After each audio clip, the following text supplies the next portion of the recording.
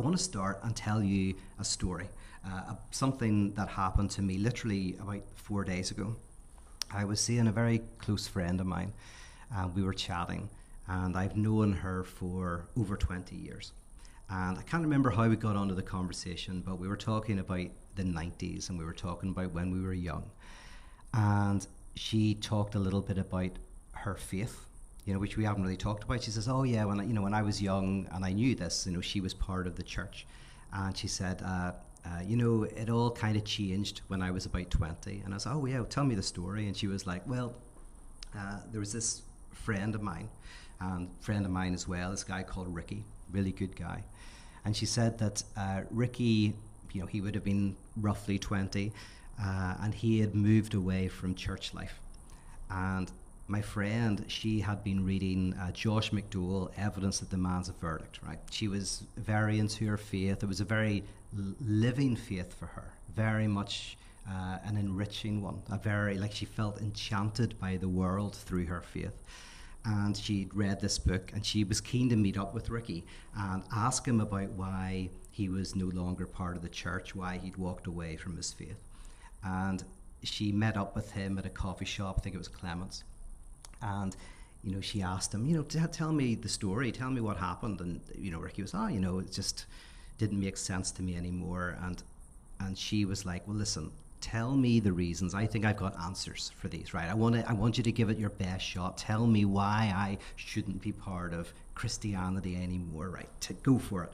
And Ricky, who's a lovely guy, was like, I don't want to do that. Like, no, each to their own. And, this is my journey. You're great where you are. It works for you. And she was like, no. Like, I really want you to give it your best shot. We're friends. Like, I want to hear why. And I want to see what you're thinking.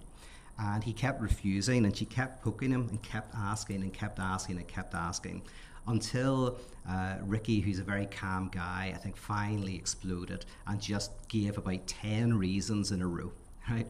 And she was a bit kind of taken aback. And although she'd been reading Evidence That Demands a Verdict, the book suddenly didn't work for her. There was nothing that really she had to come back with that sounded good. And she was very discombobulated and a little bit tongue-tied and speechless. So she thought for a bit, and she went, okay, well, listen, let me go away and think about what you said. And then let's meet up in a couple of weeks. So she went off, and she was thinking about what Ricky had said. And she started reading a bit of C.S. Lewis, and she came across one of C.S. Lewis's famous arguments, liar, lunatic, or Lord, right? If you know it, it's the idea of a trilemma, right? Jesus was either lying, a liar, was either mad, or was who he said he was. That's the kind of idea. And then Lewis goes through all of these. So a couple of weeks pass, and she meets up with Ricky again. And she says to Ricky, here's an interesting discussion, interesting argument. And as she was relaying it to him, she kind of felt that, this argument's actually not that good. And by the time she'd finished relaying it, she was more prone to thinking that the answer, if it was one of the three, was lunatic, right? So this was very traumatic for her.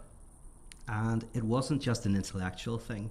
She walked away from that conversation disenchanted, because her faith was not dogmatic.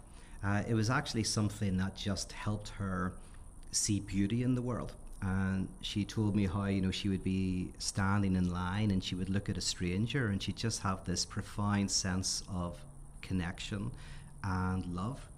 And she would feel this sense of, I would do anything for you. And she would look at nature and she would find it just overwhelmingly beautiful. And after this experience, that was gone. And she was trying to get it back, but it felt like she was walking through treacle, or it felt like she just couldn't get there. She couldn't feel that presence and that warmth and that enchantment. And of course, this was very disconcerting. And she talked to her sister about it. And her sister was like, oh, hey, what we'll do is there's a church up the road. And this was quite a famous church. It's still there. I think it's either called Fitzroy or Fitzwilliam. And there was a very famous preacher, locally famous, guy called Derek Bingham. And he would every week do like an evangelical service at this church. And so her sister said, let's go there and, maybe get some prayer. So they went to the service. Afterwards, they went up to this guy, Derek Bingham, explained what had happened, and people laid hands on her and they prayed for her, and nothing happened. She walked away from that with this weight, with this sense of profound disenchantment. So I was listening to this story and I was really into it. It was fascinating. And then she said this, and then she said, and that's when Icon changed my life.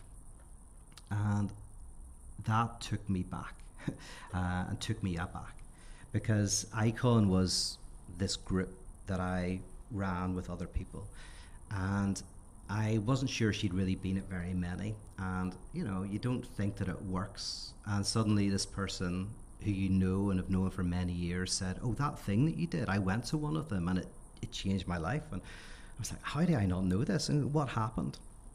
And she said that around the time that this had happened, maybe a week or two later, Icon was doing an event in Belfast, and she said that she went there on her own, and she walked into the room, and when she sat down, she noticed that in one corner of the room there was this guy called Kazi, really nice guy, very striking looking guy, looked a spitting image of that guy from Sons of Anarchy, Charlie, somebody, that actor, so very striking looking guy.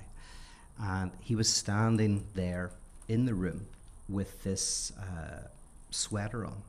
It was like a Tommy Hilfiger sweater. She said it was like an off-the-rack, high street fashion type of sweater. So she saw him standing there in this sweater. And then she saw in the other corner of the room this woman, this American, who had knitting needles and was knitting something, right? Knitting some clothing in the corner of the room. And she sat there. She was feeling very lost. And she was listening to some of the things that were happening. There was DJ music, some poetry, some stuff that was going on. But she was just kind of half taking it in. And she said after about 20 minutes, she realized that the sweater that Kazi was wearing was unravelling. And she didn't notice it at first because it was quite slow, but after 20 or 30 minutes, she noticed that the sweater was slowly, very slowly, coming apart completely. And then she looked more closely and she saw that the threads of the unravelling sweater were tracing across the room to the woman who was knitting. And this woman was knitting something new from the unravelling sweater. This sweater that, as I say, was a kind of off-the-rack, pre-made, nicely made, but pre-made high street fashion sweater. And something new and bespoke was being created. And she said at that moment, she just realized that she didn't need to throw this out. That this thing that she had, this garment that she had, that had kept her warm for many years, that she'd been given by her family, lovingly given by her family, she didn't need to throw it out. She could make something new out of it, repeating it, but doing something different. And she said that was all I needed.